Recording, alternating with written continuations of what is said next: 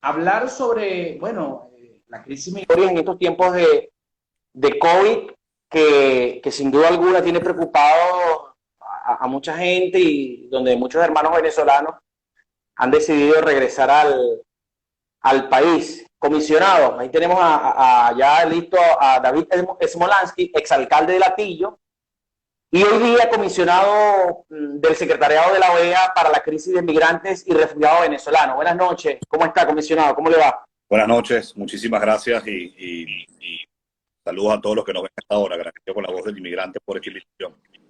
No, gracias a usted por aceptarla, comisionado, de verdad, porque conocemos lo apretado de su agenda, pero obviamente poder que usted comparta unos minutos con nosotros y hablar sobre este tema realmente es muy valioso. Entrando en materia, comisionado, ¿cómo están viendo ustedes desde la OEA hoy día esta crisis migratoria venezolana para migrantes y refugiados, teniendo en cuenta que, bueno, que muchos amigos venezolanos están decidiendo retornar al país por diversas vías, solicitando vuelos humanitarios, que se aperture un canal humanitario, otros han decidido caminar? Entonces, desde la OEA, ¿cómo se está viendo esto? Bueno, fíjate, el coronavirus nos ha afectado a todos. Es una pandemia que ha conmocionado al mundo entero y evidentemente no deja por fuera a los migrantes y refugiados venezolanos, a los desplazados venezolanos, que ya de por sí un migrante, un refugiado que vive en un albergue, que está en un campamento de refugiados o que incluso está en condición de calle, es una persona vulnerable y una pandemia como la que estamos padeciendo lo hace más vulnerable. Con respecto a los retornados que mencionas, los números que manejamos en la OEA es de 27.000 retornados. Y esto hay que manejarlo. En la actualidad. Correcto. Desde que empezó la pandemia han retornado voluntariamente por razones humanitarias en el marco del coronavirus 27.000 venezolanos. Poco Ok. más de 5.000 lo han hecho desde Colombia y aproximadamente 2.000 lo han hecho desde Brasil. El tema aquí que hemos denunciado son los tratos crueles y degradantes que están sufriendo nuestros hermanos venezolanos cuando llegan a Táchira y Bolívar. Por ejemplo, muchos de ellos nos han comentado que han estado hacinados en albergues, donde no se respetó el distanciamiento social, por ende son vulnerables a ser contagiados por el coronavirus. Se les ofreció 3 comidas al día y eso no se les ha garantizado. Han dormido en el piso, especialmente en la estación de autobús del San Antonio del Táchira. Y algo muy grave es que los cuerpos de seguridad, la Guardia Nacional, les ha cobrado en moneda extranjera a los venezolanos que se trasladan del Táchira o de Bolívar. Wow. Entonces esto es muy grave, esto lo hemos denunciado desde la Secretaría General de la OEA, en la oficina que presido, lo ha denunciado la Comisión Interamericana de Derechos Humanos y le pido a cada venezolano, y nosotros podemos resguardar su identidad, que si está viendo este espacio y ha retornado o tiene un familiar o un amigo que ha retornado y ha sufrido tratos crueles y degradantes, que por favor nos los haga saber, porque es insólito que en medio de la pandemia y lo vulnerable que ella es un refugiado que ha tenido que tomar autobuses, va a tener que ir a pie para llegar a la frontera con Venezuela, cuando llega a Venezuela sufre de estos tratos crueles y degradantes. Por un, Ahora, comisionado, usted ha tenido comunicación con estos venezolanos que han decidido regresar, por ejemplo, los que están caminando hoy día desde Perú hasta Ecuador, que van por Piura, y que el destino final es Venezuela. Hay por ejemplo, un apoyo en este caso de la OEA o de la Embajada de Venezuela en Perú para estos venezolanos que obviamente puedan tener un retorno seguro y bajo las condiciones sanitarias necesarias, teniendo en cuenta en la pandemia que estamos sumidos hoy día. Mira, el contacto que nosotros hemos tenido son con los venezolanos que han llegado al país, Ok. retornados de Brasil al estado Bolívar y de Colombia al estado Táchira. De ahí hemos recabado testimonios, nos han enviado fotografías y también videos de esos tratos crueles y degradantes que te mencionaba anteriormente. Por ejemplo, uno hizo una denuncia muy seria de que los baños estaban sin agua y estaban sucios, lo cual evidentemente imposibilitaba hacer sus necesidades. Lo que te comentaba anteriormente, el cobro en moneda extranjera para muchos venezolanos que al llegar a Táchira van a Barquisimeto, van a Valencia, van a Caracas, etcétera. Eso lo hemos elevado al más alto nivel, no solo de la OEA, sino de la Comisión Interamericana de Derechos Humanos. Ahora bien, ante esta pregunta que me haces también con el resto de los que están deambulando por la región y que deambulan por culpa de la dictadura, porque al final hoy somos 5.1 millones de desplazados venezolanos, ese es el último número que estamos manejando, 5.1 millones de migrantes y refugiados, que es la más grande de la historia de América Latina y el Caribe, y hoy los venezolanos somos la población más desplazada del planeta, sin haber padecido una guerra convencional ni una catástrofe natural. Eso específicamente, por ejemplo, que me comentas de Perú-Ecuador, hay que verlo con mucho cuidado porque las fronteras de Ecuador están cerradas. Y yo he venido recomendando a los venezolanos que no están en la frontera, en los países fronterizos con Venezuela, en este caso Brasil o Colombia, que no hay un corredor humanitario, a que tengan mucho cuidado porque van a tener limitaciones de pasar de un país a otro por el cierre de fronteras, porque no en todos los países hay un corredor humanitario. Recordemos que en este momento la pandemia donde más está golpeando es en América Latina y más específicamente en países suramericanos como Perú, como Ecuador, como Chile, como Brasil. Entonces, aquí el llamado y que hemos venido haciendo de la Organización de Estados Americanos, que la OEA es un organismo regional, es el foro político más antiguo del hemisferio, es que los países de la región actúen para proteger a los desplazados venezolanos. Por ejemplo, que haya resoluciones, haya decretos para prohibir el desalojo de venezolanos y que se suspenda el pago de intereses por mora en servicios. Colombia lo empezó a hacer.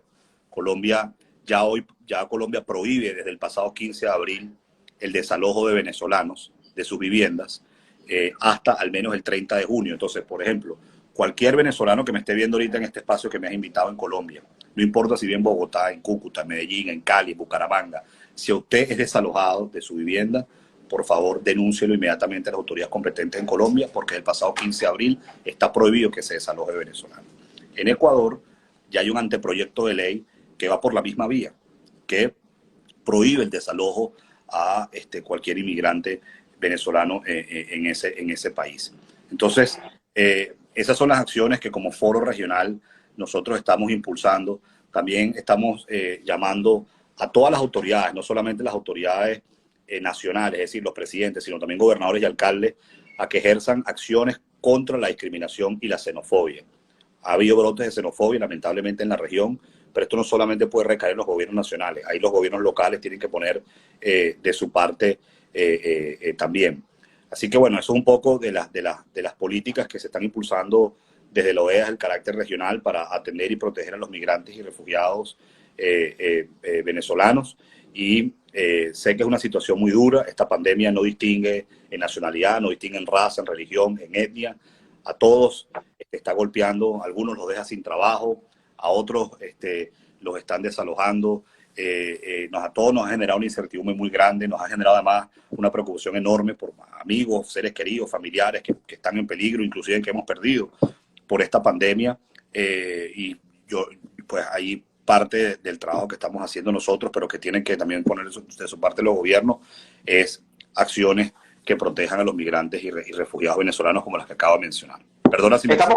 No, tranquilo. Estamos conversando con David Smolansky, comisionado para el secretariado de la OEA, que trata la crisis de migrantes y refugiados venezolanos. Eso es bueno decirlo. Crisis de migrantes y refugiados venezolanos, ¿sí? Decía que hay alrededor de 5 millones ya de migrantes y refugiados esparcidos en el mundo. Pero hay un tema que obviamente, por ejemplo, acá en Chile, comisionado, nos llama poderosamente la atención. Hoy día, frente a la Embajada de Venezuela, acá en Santiago, hay un gran número de venezolanos exigiendo ser repatriados a través de un vuelo humanitario. Estas personas están frente a la embajada, están ahí en campamentos, han recibido cantidad de ayuda y obviamente ellos están buscando regresar a Venezuela. Desde su oficina, con la embajada acá, con la embajadora guarequena, con la Cancillería, porque tengo entendido que usted tuvo reuniones cuando estuvo acá con parte del gobierno nacional. ¿Cómo se está tratando ese tema? Es decir, ¿se le va a dar una respuesta? ¿Cuál es el procedimiento que se está llevando a cabo? ¿O no es viable hoy día permitir que estas personas puedan regresar a Venezuela? Bueno, fíjate, yo creo que hay que hacer aquí una labor muy pedagógica, ¿no? En Venezuela, en Chile hay una embajadora designada por el presidente Guaidó, por el gobierno legítimo que reconoce Chile, que es la embajadora guarequena Gutiérrez. Ahora, si bien es cierto, ella está allí en funciones por la responsabilidad que asignó el presidente Guaidó, no es menos cierto que hay todavía representantes diplomáticos de la dictadura en Santiago de Chile y que esos representantes diplomáticos de la dictadura en Santiago de Chile están literalmente usurpando la residencia del embajador y la embajada. están atrincherados en esos espacios físicos. Bueno, el gobierno de Chile no ha dictado medidas de expulsión de esos funcionarios. A eso iba. Entonces, las personas que están durmiendo a las afueras de la embajada tienen que entender que ahí en esa embajada lo que hay son representantes de la dictadura, no hay representantes del gobierno interino. Punto número uno. Y ahí los medios de comunicación tienen que hacer un esfuerzo importante en realmente informar de esa situación, y lo digo aquí como una persona que estudió periodismo, porque se está generando una confusión completamente innecesaria.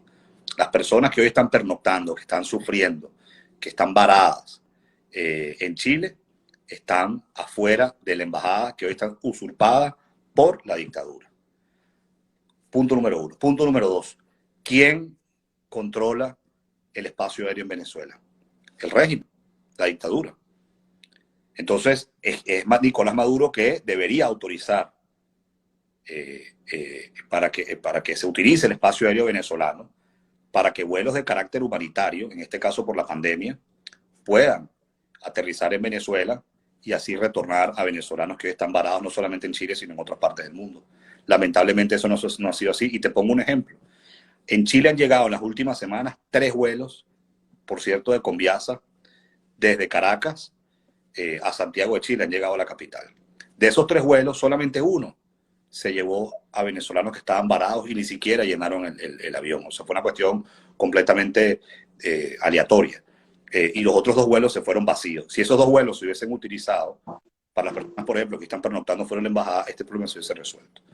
Entonces, esto genera una frustración y una impotencia muy grande, porque si dependiese, en este caso, de la embajadora o del gobierno interino en general, yo estoy seguro que esas personas ya hubiesen podido estar de vuelta en su país.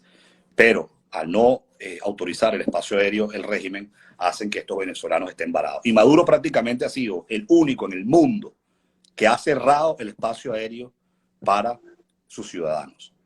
O sea, ha habido otras dictaduras en el mundo que la única excepción que ha habido en esta pandemia es que se deja el espacio aéreo abierto para que vuelos por razones humanitarias puedan aterrizar en ese país con personas que se quedaron varadas. Maduro ni eso ha permitido, y lo que ha hecho ha sido un tema discriminatorio. Entonces, porque fíjese algo, aquí por ejemplo los migrantes bolivianos se concentraron en el consulado de Bolivia y se hizo la gestión y bueno, pudieron regresar mediante bus.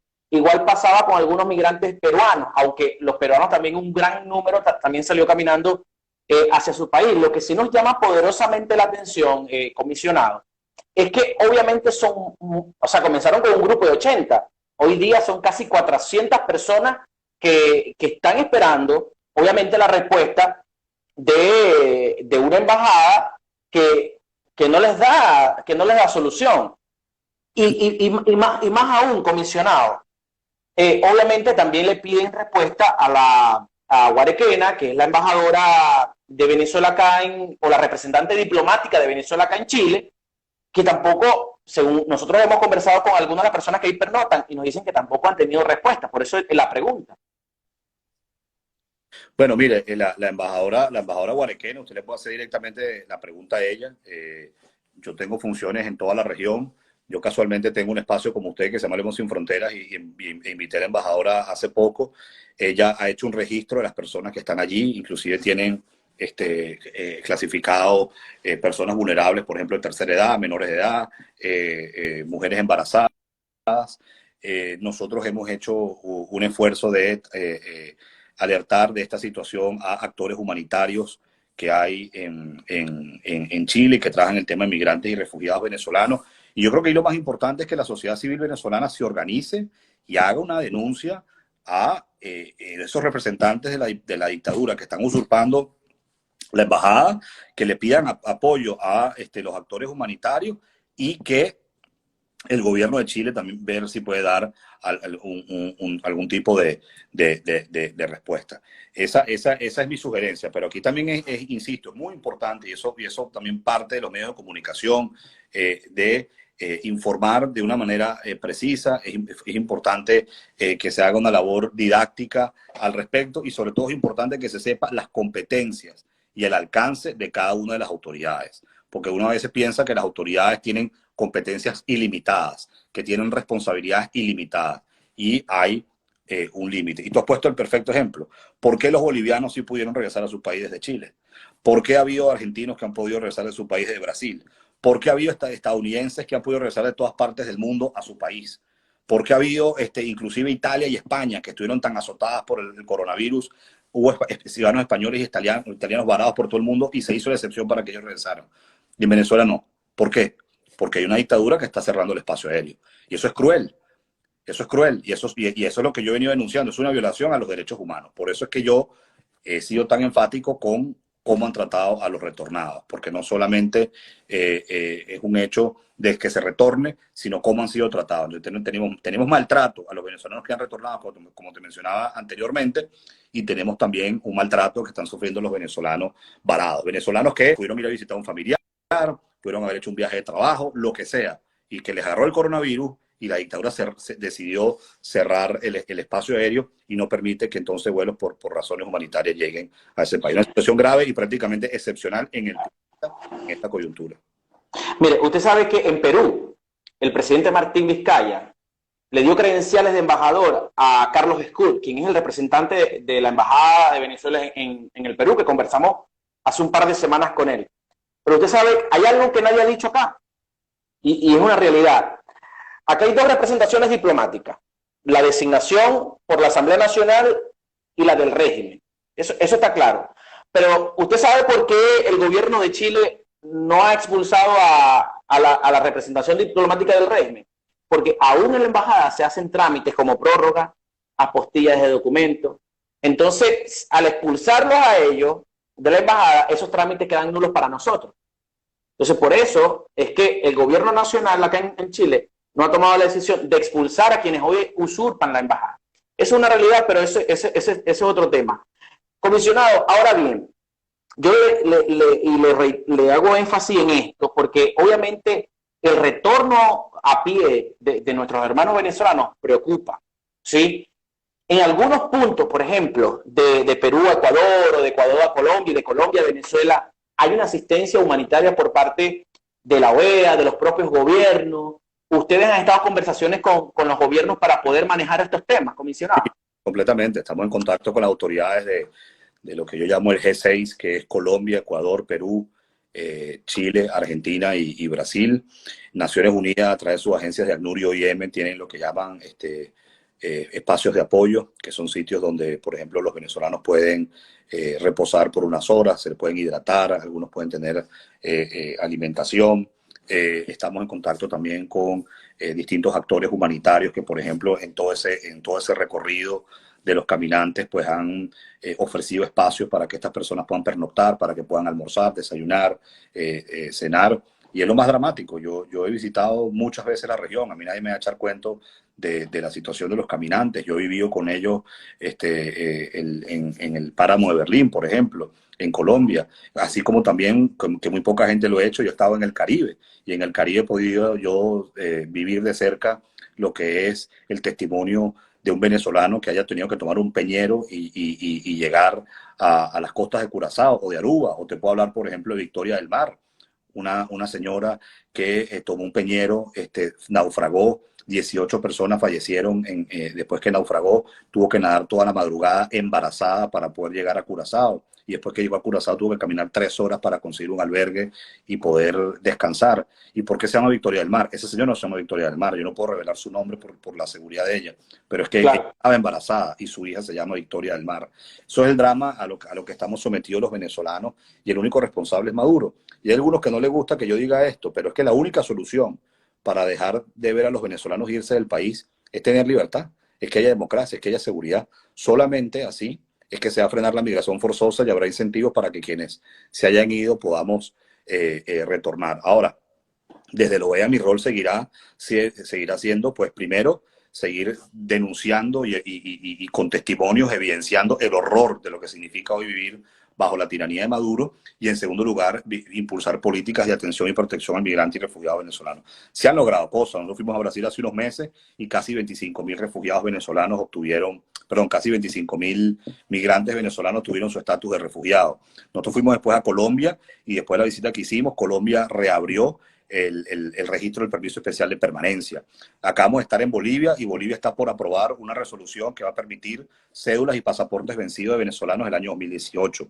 Cuando visitamos Chile, inmediatamente después que nos fuimos, Chile aprobó que todos aquellos venezolanos que tengan la cédula de extranjería vencida del año 2019 sigue estando vigente en el año 2020. Hoy Colombia, Ecuador, Costa Rica, Brasil, Estados Unidos, entre otros, aceptan el pasaporte vencido de los venezolanos. Entonces, bueno, esas son las cosas que a veces, muchas veces, que muchas veces uno está haciendo y que no necesariamente siempre se está ventilando en redes sociales para saber manejar las expectativas, que hasta que no se haga, hasta que no se dé como un hecho, pues es mejor esperarlo para que se comunique. Y creo que es lo que vamos a seguir trabajando para darle atención a los migrantes y refugiados venezolanos, porque no solamente queremos mejorar las condiciones del desplazado venezolano en la actualidad, sino estamos pensando en el mañana. Yo soy un convencido que para que Venezuela se reconstruya va a necesitar de sus refugiados. Fíjate, estamos conversando con David Smolansky, comisionado para el Secretariado de la OEA, que trata la crisis de migrantes y refugiados venezolanos. Hay una pregunta, comisionado, que se reitera acá, que habla sobre los jubilados y pensionados venezolanos en Argentina. ¿Sí? ¿Tiene algún mensaje para ellos? Porque están diciendo, mira, no tenemos comida, el tema de las pensiones que no se las han pagado. Que me hayan llegado los casos con más detalles para poderlo atender y hablar con las autoridades competentes de Argentina y las organizaciones de sociedad civil. Mira, dice acá, los jubilados y pensionados en Argentina no cobran, nadie los ayuda, no tienen para medicina, no pueden trabajar porque en el exterior es duro. Es parte de lo que nos dicen acá. Aquí tienen mi cuenta, que es @David Smolansky.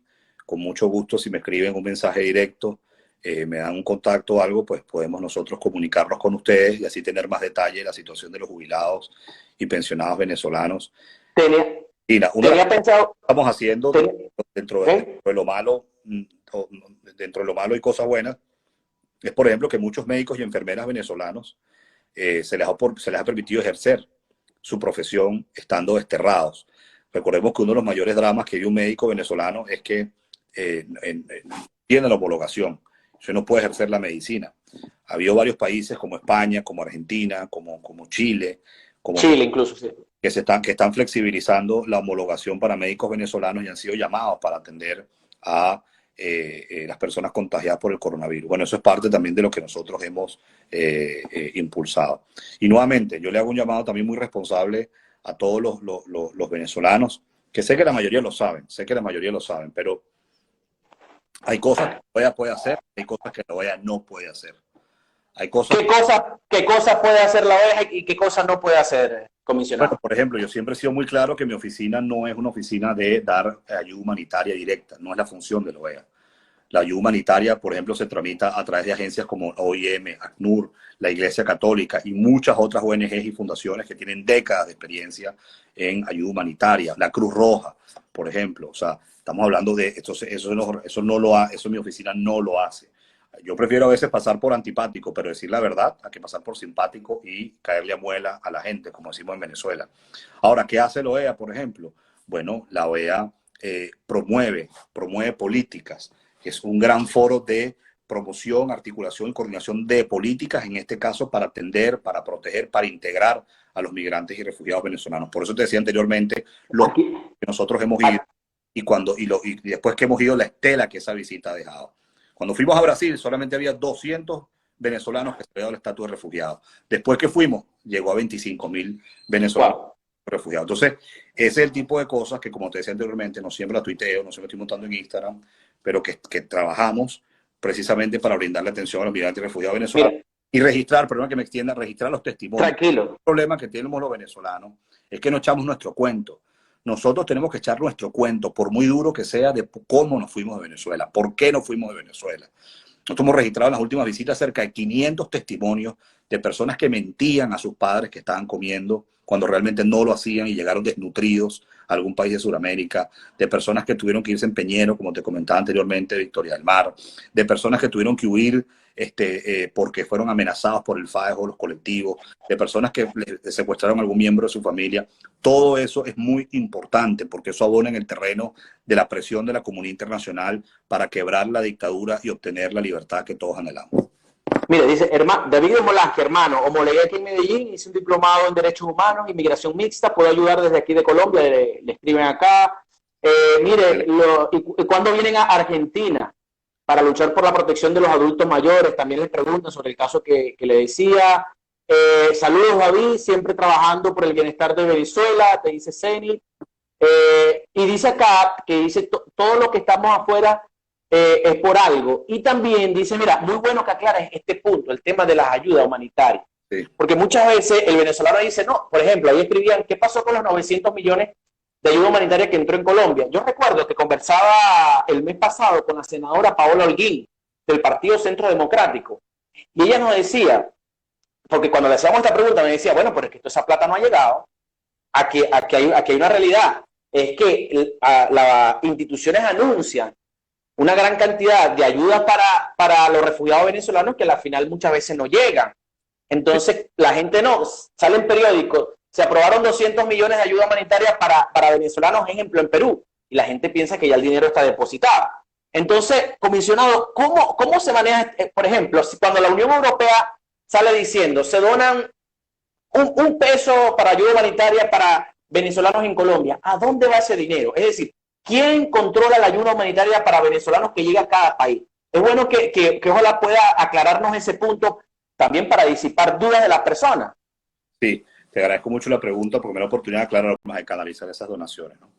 La primera, y pongo un ejemplo, Estados Unidos anuncia 20 millones de dólares para la crisis de migrantes y refugiados venezolanos. Este dinero sale de las arcas de Estados Unidos directo a las arcas de los gobiernos que reciben a los venezolanos, Colombia, Ecuador, Perú, etc. Es una forma de canalizar. La segunda, por ejemplo, Europa anuncia 10 millones de euros para la crisis.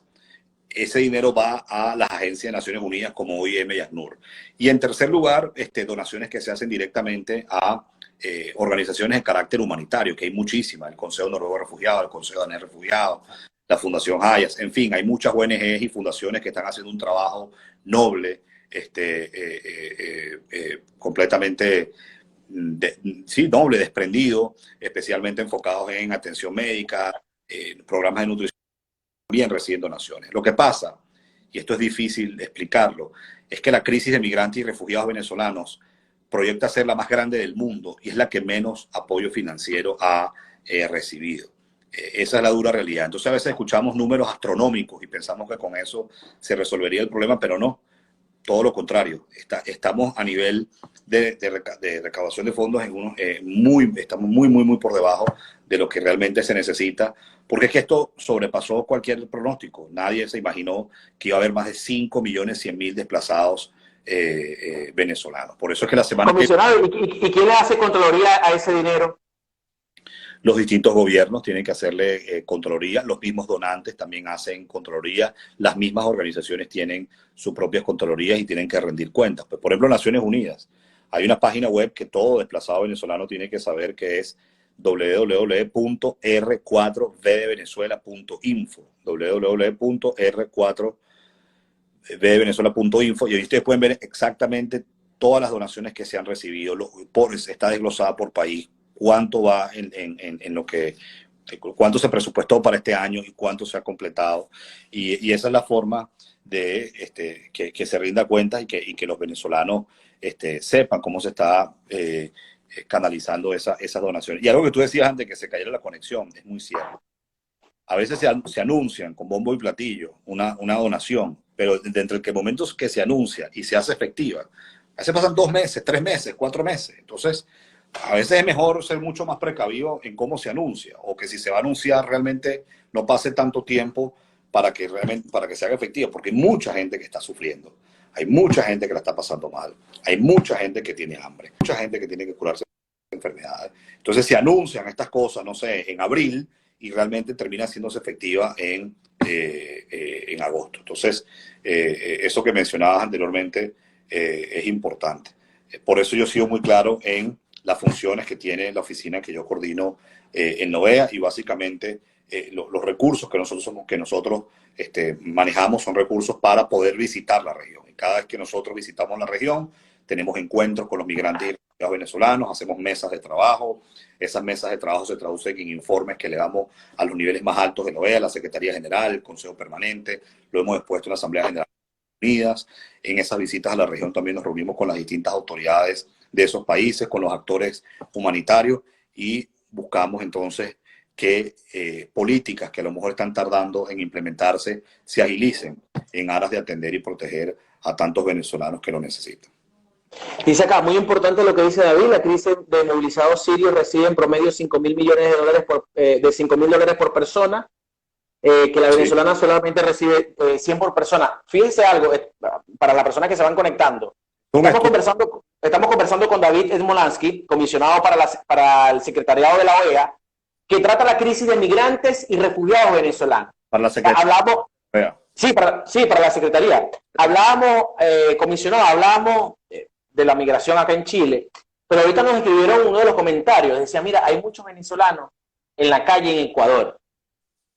O sea, en cuanto al tema de Ecuador, ¿a dónde pueden acudir allá en Ecuador nuestros compatriotas venezolanos que están en situación de calle, que quizás los han desalojado? ¿A qué instituciones pueden ellos poder acudir para recibir, quizás no una ayuda, pero una atención que les pueda decir lo que deben hacer en ese sentido?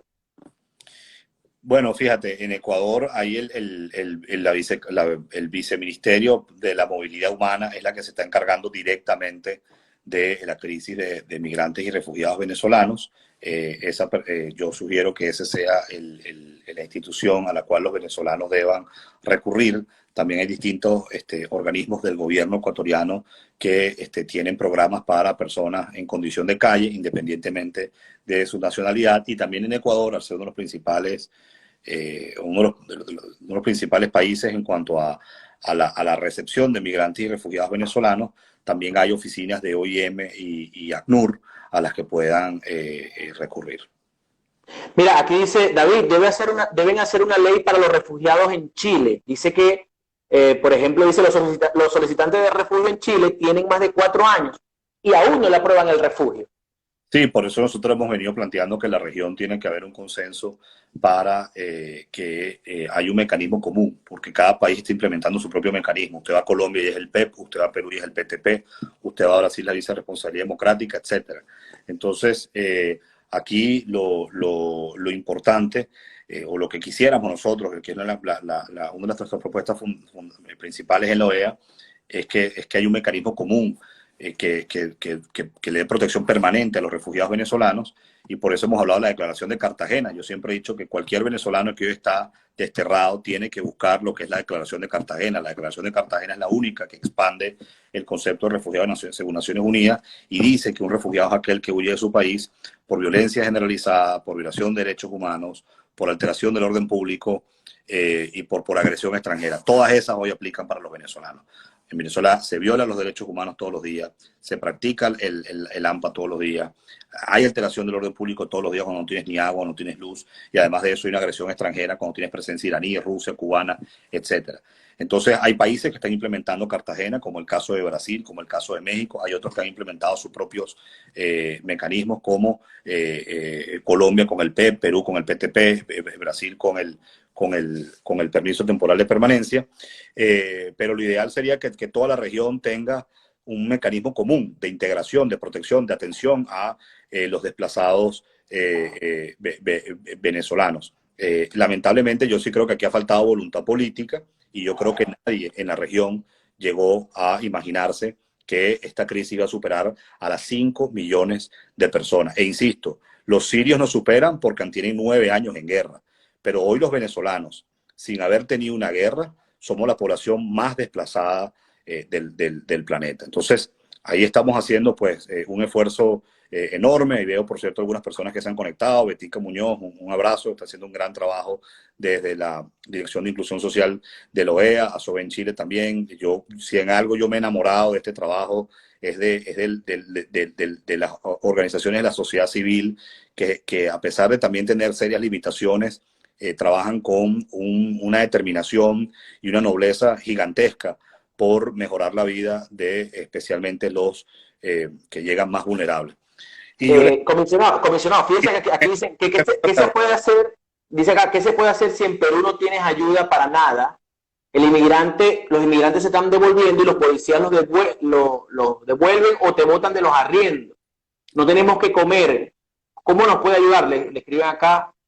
Y también le dicen, otra pregunta que le quiero hacer dos en uno, que le dicen acá que usted no dijo nada sobre los pensionados en Argentina. No, sí te lo Sí dije, dicen que me escribieran al directo y para yo tener más detalles al respecto. Sí te lo mencioné antes de la ok, conexión. ok, Y a la pregunta que hacías anteriormente, así como en Ecuador hay actores, hay agencias de Naciones Unidas como IM y ACNUR, que tienen sus oficinas por ejemplo, en Lima, que es donde se encuentran la mayoría de los desplazados venezolanos. Recordemos que hoy Perú es el segundo país receptor de desplazados venezolanos. Son más de 900.000 hermanos venezolanos que están allí. Hoy IM y ACNUR tienen oficinas allí. Hay distintas fundaciones que tienen programas muy valiosos de nutrición, de atención médica, de otorgamiento de albergue, como por ejemplo los hermanos Scalabrini. Siempre he dicho que la Iglesia Católica es una institución a que cualquier desplazado venezolano en condición de calle, en una situación de vulnerabilidad, asista, porque también la Iglesia Católica tiene distintos programas de atención, y de esa forma, bueno,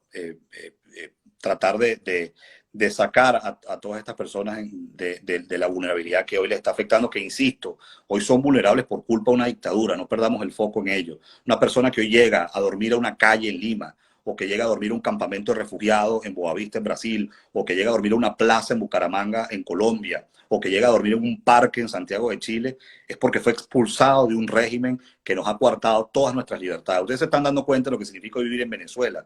Yo les pido, por favor, que hagamos un ejercicio, a veces en frío, de lo que significa hoy vivir en Venezuela, porque nos acostumbramos a veces a que lo extraordinario sea cotidiano. Hoy un venezolano a esta hora, a 5 para las 9 de la noche en Venezuela, se va a acostar posiblemente completamente oscura porque no tiene luz.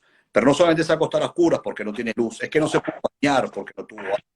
Seguramente la familia no pudo cenar porque no tuvo alimentos. Pero además de eso, a lo mejor en esa familia hay una persona de tercera edad que no tiene cómo ir a un hospital porque no hay los insumos médicos. Pero además de eso, hoy prende el televisor y resulta que DirecTV está en negro por un régimen que prefiere proteger a un canal que lo gerencia un narcotraficante antes que de permitirle la señal abierta a todos los venezolanos. Pero y además, si usted quiere ir a echar gasolina, resulta que no hay combustible en las bombas de gasolina y Venezuela tiene el 20% de las reservas de petróleo del mundo.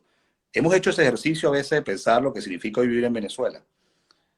Yo creo que hay que hacerlo, porque a veces hacemos de lo extraordinario lo cotidiano y nosotros no nos podemos acostumbrar, no nos podemos acostumbrar. Yo me niego a acostumbrarme a que esto sea la normalidad. Entonces, al final, sí, desde la OEA, impulsar las políticas que sean necesarias para mejorar la calidad de vida de los venezolanos que están desterrados, para su presente y para el futuro, porque ellos son necesarios para la reconstrucción. Pero no perdamos el foco, que la única solución para una crisis de migrantes y refugiados que no ha sido causada ni por un terremoto, ni por un huracán, ni por una guerra convencional, es que en Venezuela haya democracia, es que en Venezuela haya libertad y es que en Venezuela haya justicia. Solo así los venezolanos van a poder volver a su país. Ya Instagram nos está avisando que en 5 minutos se termina la transmisión, pero rápidamente varias cositas. Saludos, David, que estamos en Chile esperando respuesta de solicitantes de refugio. Dice que no han tenido ninguna información por parte de las autoridades. La otra es que le dicen que están solicitando la reapertura de la embajada de Venezuela en Bolivia. Y la tercera... Ya se abrió. Ok, ya se abrió. Ya el presidente Guaidó designó un embajador en Bolivia. El embajador se llama Winston Flores y es uno de los pocos países donde poco a poco se ha ido recuperando las sedes diplomáticas que le pertenece a todos los venezolanos. Y por cierto, acabamos de publicar un informe de Bolivia. Esa fue nuestra última visita antes del coronavirus. Hemos sido la única organización que ha hecho un informe sobre la situación de los migrantes y refugiados venezolanos en Bolivia. Allí hay 10.000 desplazados venezolanos y los invito a que ingresen a la página web de la OEA, a las redes oficiales de la OEA, a mis redes sociales personales, y ahí van a poder descargarse ese informe, ver los resultados que tuvo esta visita, porque Bolivia se está convirtiendo en un país de destino para los venezolanos y no de tránsito. Por muchos años los venezolanos estuvieron invisibles en Bolivia porque el gobierno de Evo Morales era uno de los principales aliados de la dictadura de Maduro. A raíz de la transición se está dando una apertura interesante para los desplazados venezolanos y eso, más allá de mis funciones en la OEA como venezolano, yo agradezco que el gobierno de Bolivia ya está teniendo ese giro para recibir a los refugiados venezolanos. Entonces, ahí las cosas poco a poco están cambiando, al menos para los desplazados venezolanos. ¿Se está haciendo algo desde la OEA para tratar el tema de los venezolanos que han sido detenidos en Estados Unidos por pasar ilegal y que están presos? Bueno, mira, hemos hecho gestiones con el Homeland Security, pero ahí sobre todo quien lleva esa batuta y como debe ser es la representación diplomática del gobierno interino. Ahí está el embajador Carlos Vecchio, su ministro consejero Carlos Marcano, el director de Asuntos Consulares Brian Finchertup. Yo creo que el embajador Carlos Vecchio es el único que ha visitado un centro de reclusión para migrantes. Yo no he visto otro embajador de algún país, por ejemplo, centroamericano, que ha visitado, por lo menos recientemente, uno de estos centros de reclusión. Aproximadamente la mitad de los venezolanos que estaban detenidos ya están en libertad.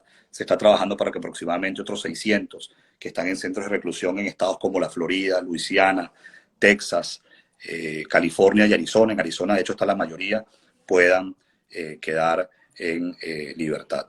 Entonces, esa es la situación hasta ahora. Y nuevamente le insisto a los migrantes y refugiados venezolanos, la OEA puede hacer cosas, la ONU puede hacer cosas, los representantes diplomáticos del presidente Guaidó también pueden hacer cosas, pero no olviden que ustedes están en un país que también tienen autoridades. Vayan a la alcaldía de Quito, vayan a la alcaldía de Lima, vayan a la alcaldía de Bogotá.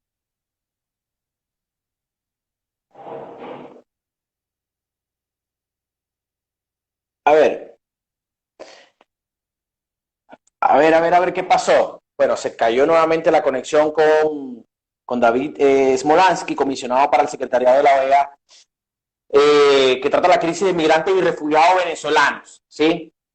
Son las 9:02 de la noche, hora acá en Chile, de esta entrevista. Gracias a David Smolansky por habernos acompañado en La Voz del Inmigrante. La invitación es para que estén con nosotros cada noche, que vamos a tener diversos invitados y obviamente hablar de diversos temas. Así que ya lo saben, muchas gracias a ustedes por... Carlos ayudó, bueno, dice Carlos, ayudó a la libertad de muchos presos y sigue trabajando. Dice acá, bueno, la verdad que perdimos la conexión, no nos podemos volver a conectar, ya se nos está acabando el tiempo en Instagram. Gracias a ustedes por participar, por estar ahí. La invitación es para que nos sigamos escuchando y nos sigamos viendo a través de La Voz del Inmigrante. Se les quiere de corazón. Este live va a quedar guardado, ya lo saben, en nuestras historias. Chao, chao.